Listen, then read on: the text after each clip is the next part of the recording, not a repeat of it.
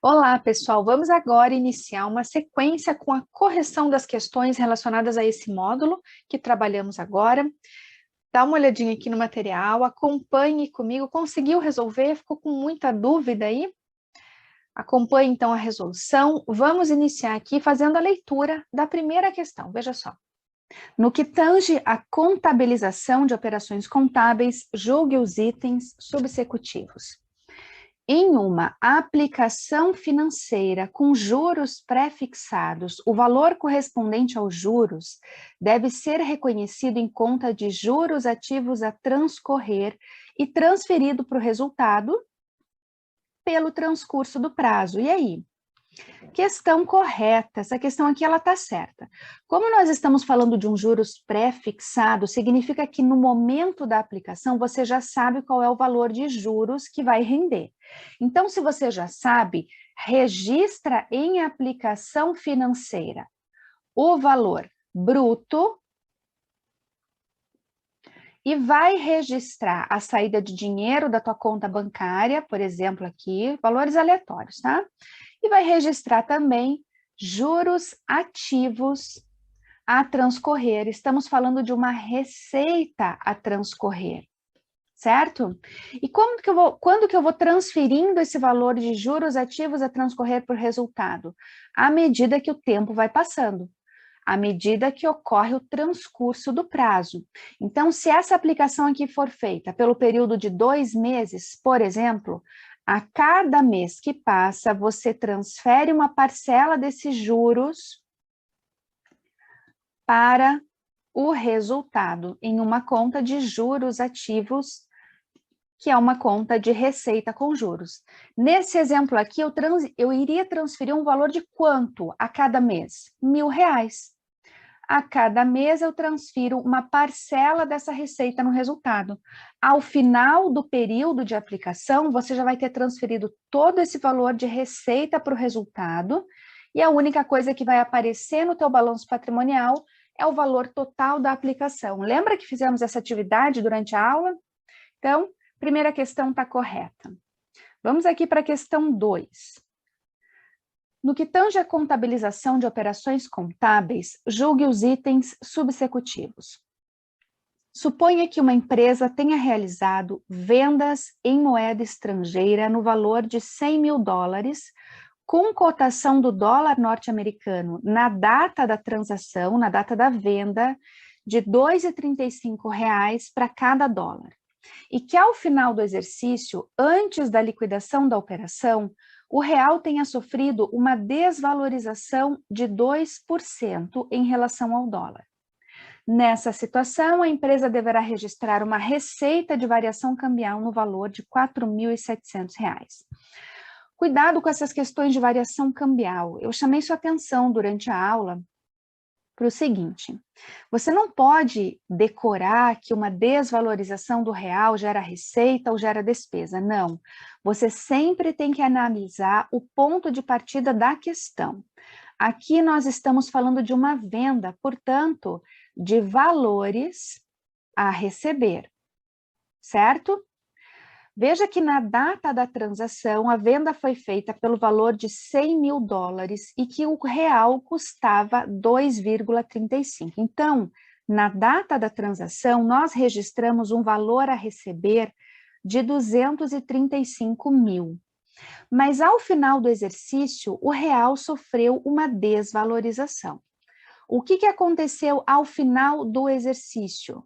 O real sofreu uma desvalorização de 2%, de 0,047. Para quanto foi o real? Sempre cuidado, muito cuidado aqui nessas informações.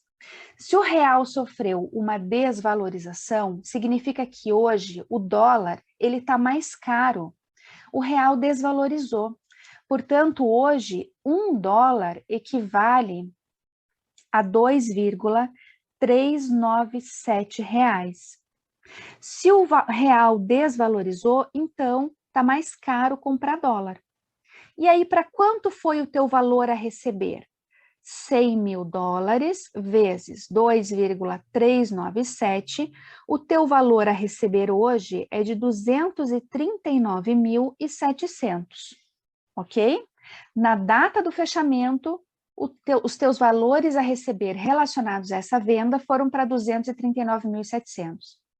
Perceba que o valor a receber aumentou. E aí eu pergunto para você, esse impacto é um impacto de receita ou de despesa? É um impacto de receita, porque hoje, por causa dessa desvalorização, você tem valores a receber registrados no teu balanço superiores. Então, se os teus valores a receber hoje estão maiores, significa que você tem um impacto de receita. E de quanto? R$ 4.700. De onde eu tiro essa informação? 239.700 menos 235.000 equivale a R$ 4.700. A diferença de variação do real da data da operação para a data de fechamento do balanço é de R$ 4.700 e equivale a uma receita, por isso a questão está correta. Chamo sua atenção de novo para o seguinte, sempre observe o ponto de partida da questão, porque veja, se a questão estivesse falando de uma dívida, de um valor a pagar, esse impacto da desvalorização seria positivo ou negativo para a empresa?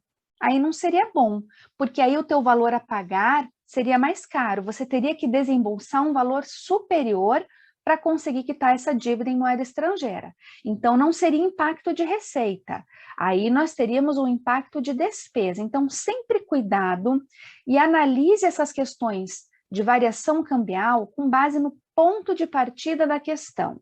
Ela está falando de um valor a receber, está falando de um ativo, está falando de uma dívida, e aí sim você analisa a valorização ou desvalorização que a questão traz, ok? Então, questão 2, correta. Vamos para a questão 3. E essa é uma questão muito boa, que está trabalhando a teoria do CPC 20. Vamos lá, vamos analisar a questão. Eu já separei aqui para você todos os itens do CPC que são importantes para você conseguir compreender. Então, vamos lá.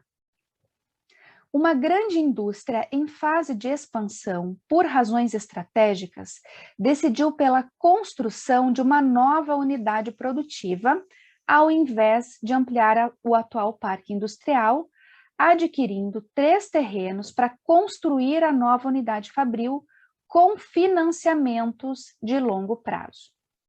O desenvolvimento do projeto e construção da unidade encontra-se na seguinte situação.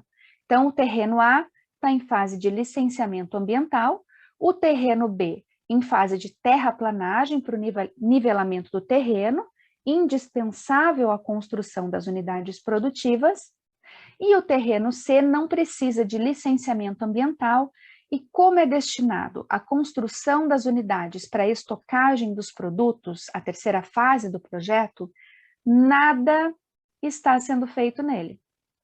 Mas serve como estacionamento de visitantes quando necessário. Nas condições descritas e de acordo com o pronunciamento técnico CPC 20, que trata dos custos dos empréstimos, essa indústria poderá proceder à capitalização dos custos dos empréstimos obtidos para quais terrenos? Vamos lá. Primeiro ponto aqui. O CPC 20, ele determina que os custos dos empréstimos diretamente atribuíveis à aquisição, construção ou produção de um ativo qualificável, eles vão fazer parte do custo desse ativo. Então, se encaixa para esse item da questão? Se encaixa. A construção de uma nova unidade fabril é considerado um ativo qualificável. O que é um ativo qualificável? É um ativo que demanda um período de tempo substancial para ficar pronto. A construção dessa nova unidade fabril vai demandar um período de tempo substancial. Veja aqui, ó. 3 terrenos para construir com financiamentos de longo prazo.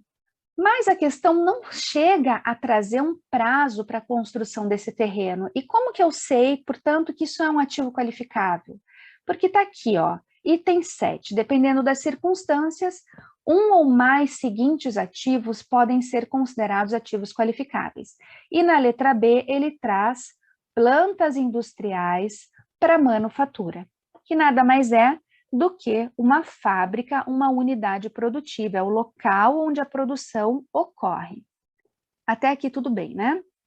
Perceba que nós temos também aqui na questão 3 terrenos. Um que está em fase de licenciamento, outro que está em fase de terraplanagem e o terceiro não está sendo feito nada nele, ok? Relacionado à construção da unidade. E aí? É aí que você tem que observar para poder identificar na questão quais terrenos se encaixam no CPC 20 e que os custos dos empréstimos farão parte do custo do produto. Veja o que diz o item 17. O item 17, ele traz o momento em que a unidade vai iniciar a capitalização dos custos dos empréstimos. E aí ele cita quais são as condições. Para poder iniciar a capitalização dos custos dos empréstimos, nós partimos da primeira data em que a entidade satisfaz essas questões. Está incorrendo em gastos com ativo, incorre em custos do empréstimo e inicia as atividades que são necessárias para o preparo do ativo.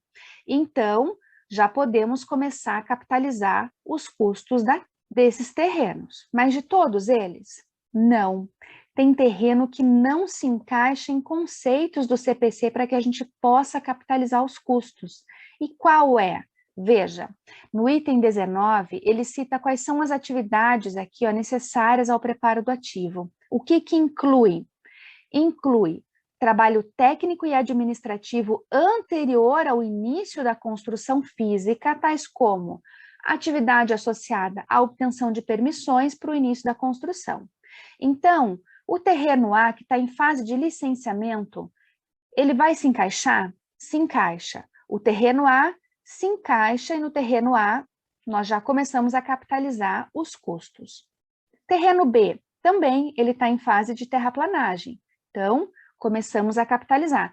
Perceba que são fases anteriores à construção, mas a gente acabou de ver no item 19 que as fases anteriores à construção se encaixam no conceito de início da capitalização dos custos. Então, está tudo bem. Mas e o terreno C? Nada está sendo feito no terreno C. Se encaixa? Não. Veja aqui, ó. Entretanto, tais atividades excluem a de manter um ativo quando nenhuma produção ou nenhum desenvolvimento que altere as condições do ativo estiverem sendo efetuados. Nessa situação, não vai acontecer a capitalização, não se encaixa no conceito de ativo qualificável. Continuando aqui no que diz o CPC, por exemplo, custos de empréstimos incorridos enquanto um terreno está em preparação devem ser capitalizados durante o período em que tais atividades relacionadas ao desenvolvimento estiverem sendo executadas. É o caso do terreno A e do terreno B. Entretanto, custos de empréstimos incorridos enquanto o terreno adquirido para fins de construção for mantido sem nenhuma atividade de preparação associada, não se qualifica para capitalização. É o caso do terreno C. Não está sendo feito nenhuma atividade de preparação desse terreno associada à construção. Inclusive, ele cita até que nesse momento ele está servindo como estacionamento de visitantes, não tem nada a ver com a construção. Portanto, apenas o terreno A e B se encaixam no CPC 20 e terão os seus custos capitalizados. Gabarito letra B. Conseguiu compreender aqui essa questão?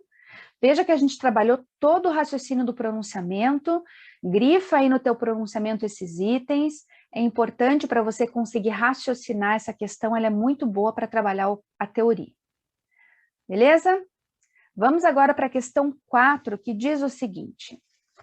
Um distribuidor de bebidas obteve um empréstimo bancário para liquidação em 120 dias e os juros foram descontados pelo banco no momento da liberação dos recursos. Nessa situação, essa concessão de empréstimo deve ser registrada em uma partida contábil de terceira fórmula, utilizando-se contas patrimoniais e de resultado. Essa questão é legal, porque está resgatando conceitos, teorias que vimos em módulos anteriores. E trabalhando também a contabilização de empréstimo que vimos nesse módulo. Para conseguir resolver, vamos jogar aí valores aleatórios que você consegue contabilizar com mais facilidade. Se você não precisa jogar valores, ok, eu acho que fica mais fácil até para você enxergar a contabilização sendo fechada aí, né? Vamos dizer então que foi feito um empréstimo no valor de 130 mil, por exemplo. Pode jogar um valor qualquer. A liquidação desse empréstimo se dará em 120 dias, que equivale a 4 meses. Ok? Então, curto prazo, uma única contabilização.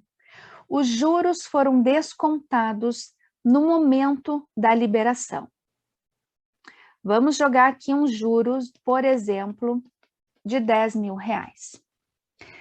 Como que nós contabilizamos essa transação? Se você está fazendo um empréstimo, está entrando dinheiro na sua conta bancária. Entrando dinheiro na conta bancária, aumenta o teu saldo de bancos. E se aumenta bancos, aumenta ativo e por isso você debita. Vai debitar quanto na tua conta bancária? 120 mil. Por quê? Porque veja que ele está falando que os juros foi descontado pelo banco no momento da liberação dos recursos. Então, entrou na minha conta o valor líquido. Ao mesmo tempo, eu vou registrar que hoje eu tenho uma dívida de empréstimo a pagar no valor de quanto? 130 mil. Tenho uma dívida nova, aumenta meu saldo de dívidas, aumenta passivo e por isso eu acredito. Veja que eu já sei o valor dos juros no momento da transação. Eu vou registrar esses juros em uma retificadora do passivo, por isso debitando, porque a retificadora do passivo tem natureza inversa, certo? Aumentando o saldo de uma retificadora do passivo, eu debito. Dá uma olhadinha lá na tua tabelinha de contabilização, na tua colinha que fizemos na primeira aula desse módulo. Então, debitamos aqui juros a transcorrer no valor de 10 mil reais. Fechou a tua contabilização? Fechou. 130 mil em débitos, 130 mil em créditos. Temos 2 débitos e um único crédito. Que fórmula de lançamento é essa? 2, 2, 1 é um lançamento de terceira fórmula. Então, até aqui está tudo correto. Aí ele vem e diz que você utilizou contas patrimoniais e de resultado. Está errado. Nós não contabilizamos contas de resultado nesse momento, são só contas patrimoniais. Banco ativo, juros a transcorrer, uma retificadora do passivo, empréstimo a pagar, passivo. Ele está querendo te induzir ao erro, dizer que esses juros vai ser contabilizado no resultado como uma despesa no momento da transação, mas não. Você tem que lembrar que juros a transcorrer é uma retificadora do passivo. Tranquilo? Questão 5. Aplicação financeira com rendimentos pré-fixados efetuada em dezembro de X2, com vencimento em fevereiro de X3, deve proporcionar apropriação da receita financeira para 2 exercícios. E aí? Questão correta, essa questão está certa. Primeiro que você tem que lembrar a contabilização de aplicação com rendimento pré-fixado. Lembra lá que essa aplicação é aquela que você já sabe o valor do rendimento no momento da aplicação. Então, por exemplo, você tem aqui uma aplicação de 13 mil reais. Lembra da contabilização? Se você já sabe que vai ter aqui, ó, juros ou rendimento, como você preferir, que vai ter um rendimento de 3 mil reais, você já contabiliza isso no ato, certo? Saiu da sua conta bancária 10 mil reais para fazer essa aplicação e ao final dos 3 meses, você vai ter uns juros de 3 mil reais e, portanto, o teu saldo final de aplicação financeira é 13, ok? E aí? E aí que você vai transferir esses juros para o resultado no decorrer do período da aplicação. A cada mês, você transfere uma parcela. Aqui nós estamos falando de uma aplicação que vai de dezembro a fevereiro. A cada mês, você vai fazer a transferência dessa parcela para o resultado, do valor proporcional. Ao final de cada exercício, você transfere uma parcela desses juros a transcorrer, nesse caso, juros ativos a transcorrer, para a receita de juros no resultado. A cada mês, você transfere R$1.000, por exemplo. Então, está correto, você vai contabilizar essa receita, vai ter valores relacionados a essa receita em 2 exercícios, no exercício de X2 e no exercício de X3. Por que essa questão pega algumas pessoas? Porque as pessoas pensam, se eu apliquei em dezembro, então é só em janeiro que começo a ter receita financeira, mas não. Ao final de cada mês, nós apropriamos o valor proporcional daquele mês para o resultado. Então, a questão 5 está correta. Tranquilo, pessoal? Conseguiram compreender essas 5 primeiras questões? Vamos encerrar, então, a nossa primeira aula de resolução de questões. Próxima aula, voltamos dando continuidade. Até já!